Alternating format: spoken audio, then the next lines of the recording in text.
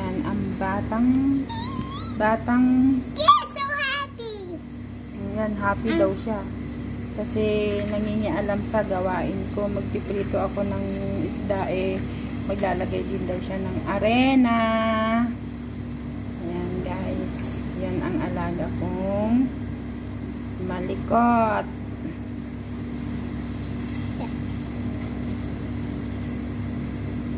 Malikot pero cute. Ayan, magpiprito tayo ng isda. I'm happy. Guys. I'm happy. Ayan. Ayan siya. Kaya hayaan ko lang para nandito lang din siya sa akin sa kusina. Ayan na yung piniprito ko.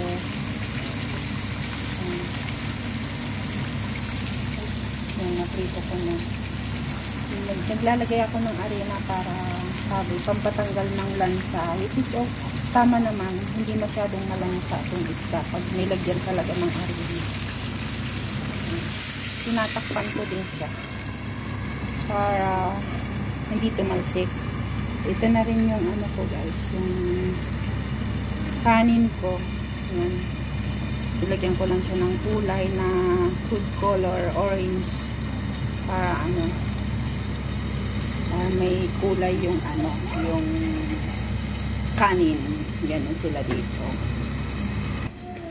Ready na rin itong vegetable ko na basket. Yan. Ganyan lang guys ang gawain dito. Ayan, nagprito rin ako ng ano, ng onion. Yan, gusto nila. Masarap kasing kumain pag may pritong isda tapos may fried onion din. Yan, gustong-gusto ng mga amo ko yan, guys. At syempre, hindi rin mawawala itong sauce nila. Parang ito yung panaka-sauce na nila. Ang tawag nila dito, dakus. Ito po ay na-blender na kamatis. Iginis ako sa bawang. At nilagyan ko ng mga spices. At may ano rin siya. May tomato paste. Yan. Kaya ganyan ang kulay niya. Ayan. Nakasalang na. Isalang na natin. Uminit na siya. Ayan. Ibaliktad natin itong isda.